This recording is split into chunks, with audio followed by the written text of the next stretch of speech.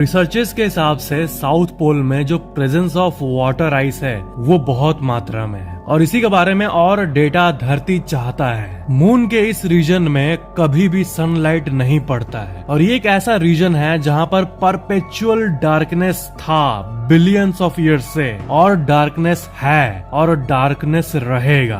Water जो है ये सुनने में बहुत सिंपल लग रहा है, लेकिन वाटर सपोर्ट्स लाइफ, क्योंकि साउथ पोल पर वाटर आइस है। क्यों?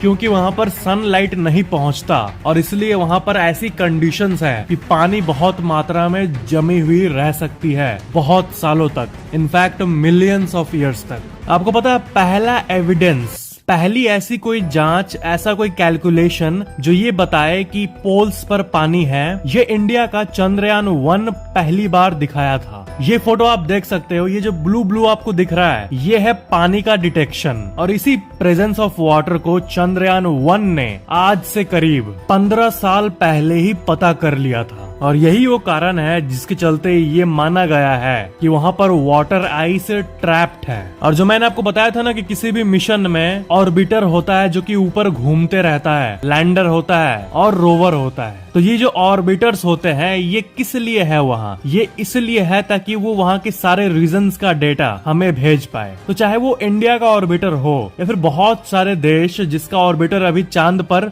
लाइव घूम रहा है, तो उन्हीं ऑर्बिटर्स ने ये डेटा भेजा है कि उस जगह पर आइस वाटर ट्रैप्ड हो सकता है। साउथ पोल का ये जो रीजन है, यहाँ के जो मून क्रेटर्स है वो अनटच्ड है, बिल्कुल भी सनलाइट से टच्ड नहीं है, क्योंकि वहाँ सनलाइट नहीं पड़ता है और इसलिए वो जैसे था वैसे ही है एकदम शुरू से। तो जो सोलर सिस्टम का सारा रिकॉर्ड है, ये सोलर सिस्टम का ओरिजिन, इसका जो एविडेंस है वो अनटच्ड तरीके से वहाँ पर मौजूद है। मतलब समझ रहे हो ना कि वहाँ का जो रीजन है वो बहुत छोटे रीजन में है, वो बहुत ही ज्यादा अनइफेक्टेड है, सनलाइट से भी अनइफेक्टेड। जो एस्ट्रॉइड्स आके मून से टकराते रहते हैं जिसके चलते वहाँ क्रेटर्स बनता है, वो भी ज्यादातर इक्वेटर को आके हिट करता है, और जो पोल्स वाले एरिया है वो ज्यादातर अनडिस्टर्ब्ड रहते हैं। तो यहाँ से हमें जो भी डेटा मिले उससे हमारे सोलर सिस्टम के उत्पत्ति के बारे में भी बहुत जानकारी हमें मिलेगी। ऐसी और भी कई कैलकुलेशंस की गई है जिससे ये पता चला है कि वहाँ पर hydrogen, ammonia, methane, sodium, mercury,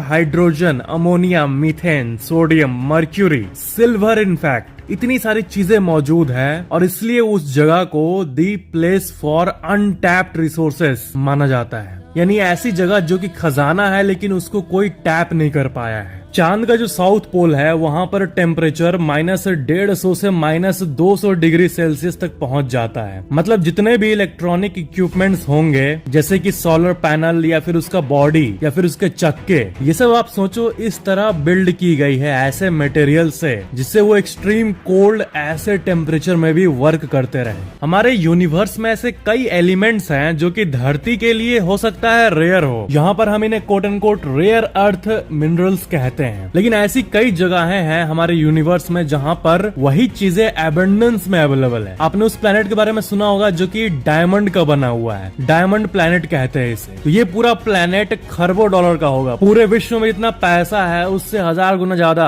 उसको मिल जाएगा जो इस प्लेनेट का डायमंड ला दे धरती पर, क्योंकि डायमंड धरती के लिए रेयर है लेकिन वहां के लिए रेयर नहीं है। तो चांद भी कुछ ऐसा ही है, चांद में भी ऐसे कई मिनरल्स है जो कि धरती के लिए रेयर है लेकिन चांद के लिए नहीं, वहां पर अबंडेंस में अवेलेबल है। स्कैंडियम, एट्रियम, ये दोनों उन कई रेयर मिनरल्स में से दो का नाम लिया मैं आपको, और ये दोनों व्हीकल इंजन्स में यूज होता है। इस दुनिया में इतनी सारी गाड़ियां हैं उसमें यूज होता है, इलेक्ट्रॉनिक डिवाइसेस में यूज होता है, और जो रेडार सिस्टम होता है जो मिलिट्री के पास होता है उसमें भी इन रेयर मिनरल्स का यूज किया जाता है।